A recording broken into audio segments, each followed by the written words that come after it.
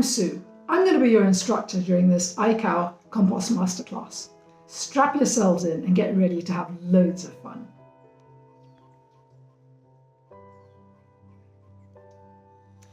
Let's talk about getting ready to make compost and what you need to be wearing to be comfortable. Throughout these videos, you're going to see me in my most comfortable attire.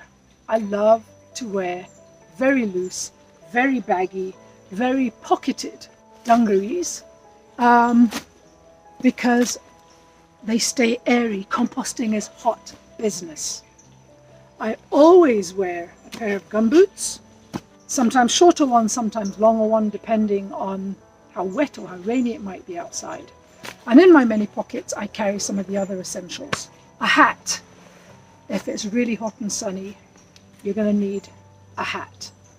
If it's really hot, don't forget some sunscreen. We don't want to be producing good food and getting cancer at the same time. That's why it's important to have all these pockets.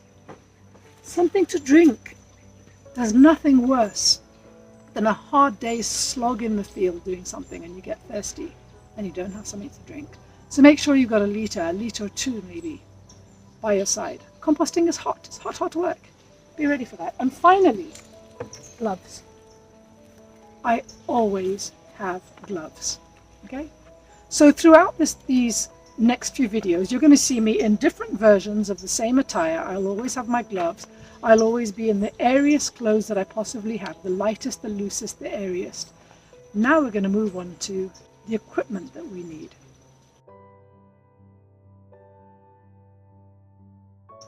It's a really good idea to have all of your materials ready before you start making your compost. So I'm going to show you these items one by one. Please do take notes, write them down.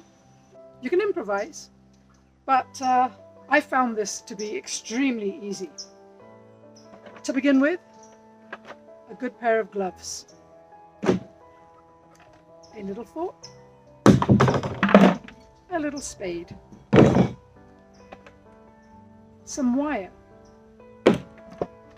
some clippers to clip that wire and to cut the other materials we'll be using, a tape measure for measuring out the fabrics that we need, a 20-litre bucket, just one will do, a big spade, a pitchfork, very good for turning,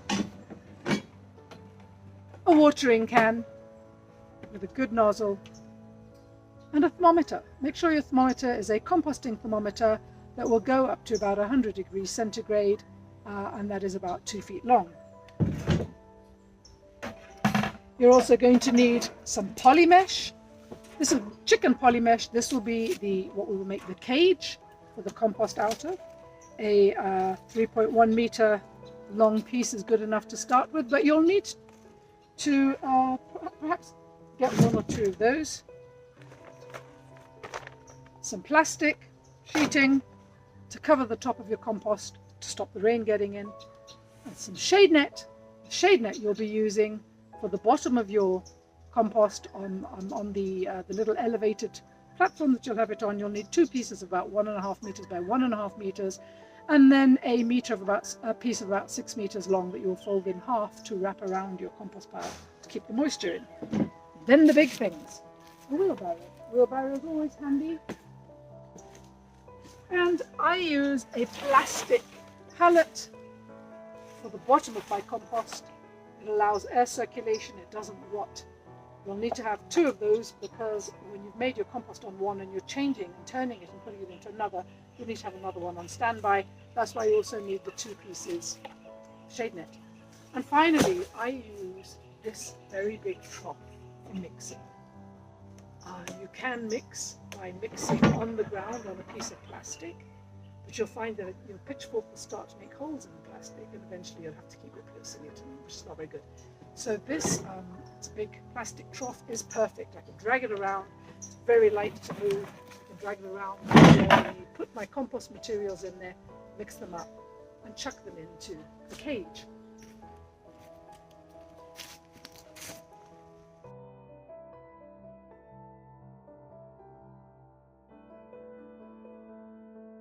I'm now going to show you how to make the compost cage.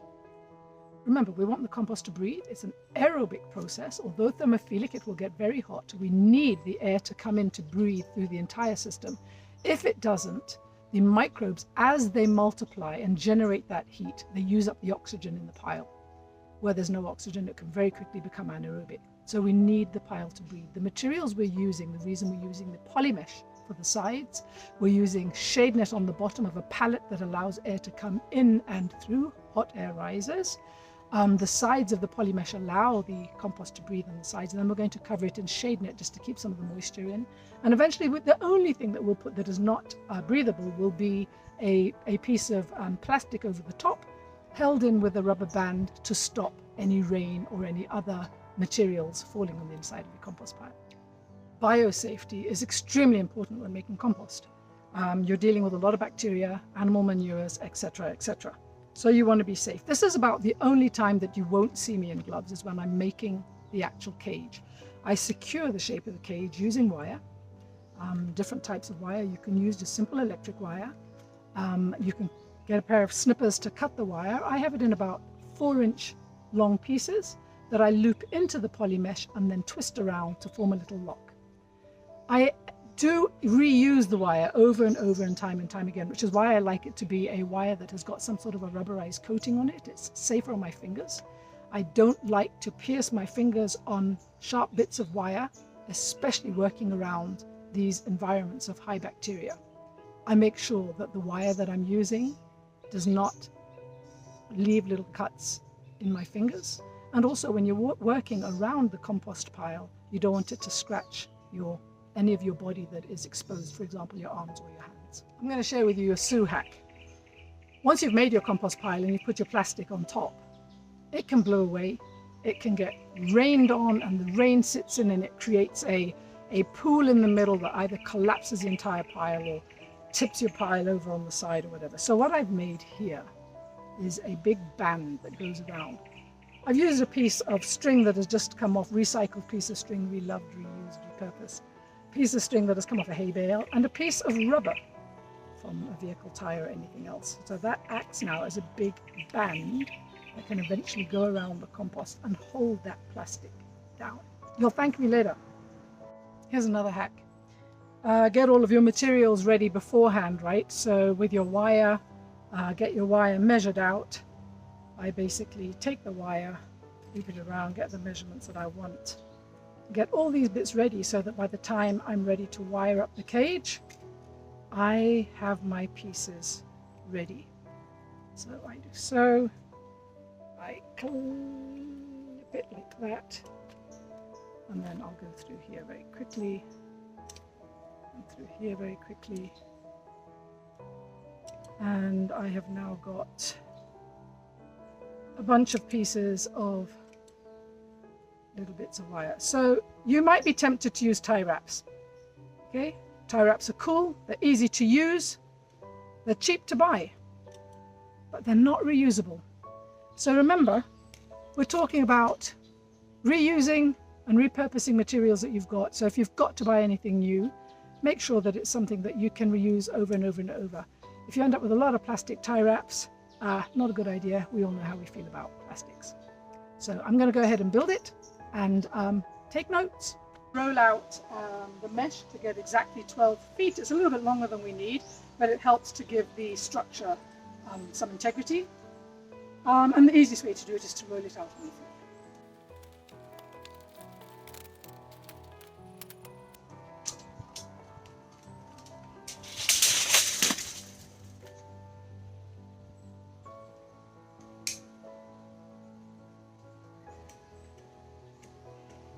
Really easy and nice and easy to cut this polymesh. Much nicer on the hands than wire.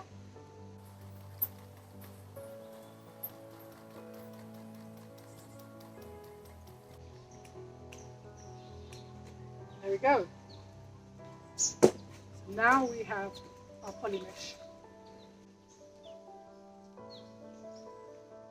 There'll be about 3 feet overlap.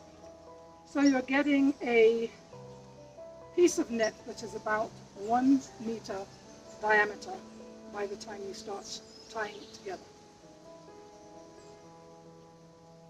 And try to make sure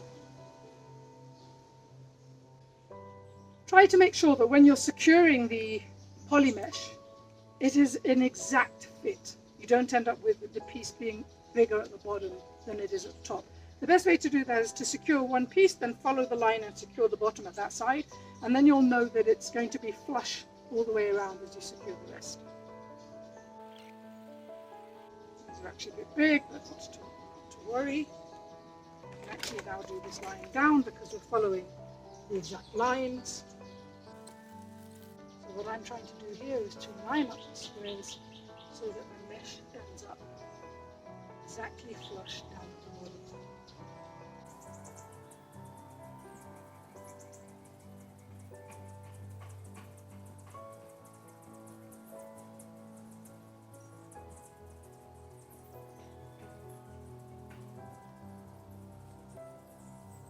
There we are, perfect. Flush all the way down to the bottom. The ties on the mesh are on the outside of the cage because you want to access them all the time. So these ties are on the outside. Okay, and now we're going to secure this other bit here.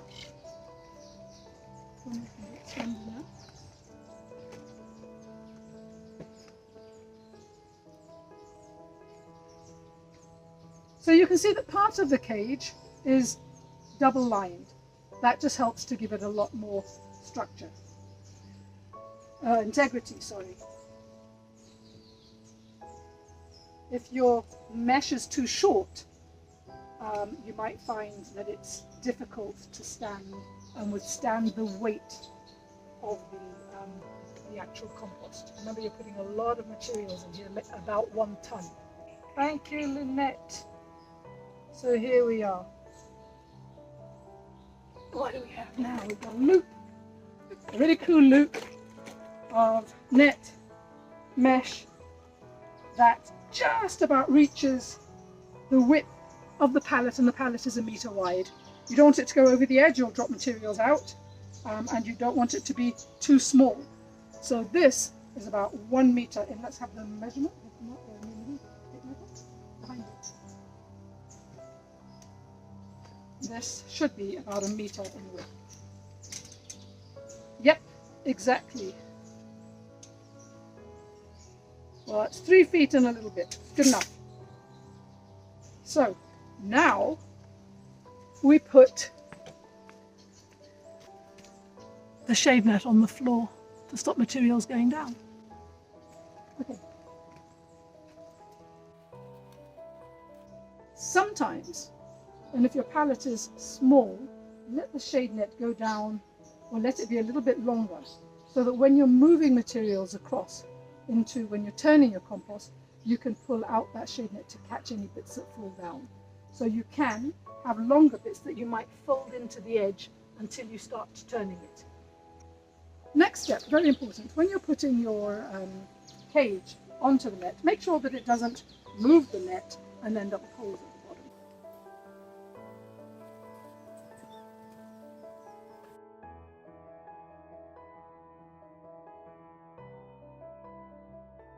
The next step that I'm going to show you is something you're not going to do at this point when you make your compost, but I feel like it's important to show you so that you understand. It's going to be wrapping the shade net around the cage, which you'll only do once your compost is in there. There's a chance that while I do this, the cage collapses because it just does not have the structural integrity perhaps to hold the shade net, the plastic on top, and a rubber loop around it. But I'm going to try and demonstrate it to you anyway so that you get the gist of what you need the materials for. Let's go. So here's the shade net. We take it around the edge, all the way around the frame. Make sure that it comes all the way down to the bottom of the cage. The width of the shade net is slightly longer than the cage, doesn't matter, let it just hang into the top for now. And then what we're going to do is just fold it back a little bit. There you go, that's normally what will happen only once the compost is in. Okay? Now, the plastic will go over the top to stop anything entering your compost. You could be under trees like I am here. You don't want new green material coming in at any point in time. Once you've made the compost, that's it. So the plastic cover, also to stop rain. And then we've got this thing here, which is going to be fun to see if we can actually hold this up. It might just collapse, but just a little bit of fun, hey? There you go, stand back. Whoa, there you go. So no matter what, no matter how much wind there is, no matter how much drama there is, your compost will always be protected, and it will always breathe from the sides and underneath. When you do have rain, what we do is we stick a stick in the middle of the compost, and that gives the entire thing a tented shape so that the water will still run off. I'm sure you're all really excited now, because now you know how to make the cage, you know how to make the structure, you know what the materials, the tools, etc. are for, and you're excited and gunning to get on with making compost now. So let's do it.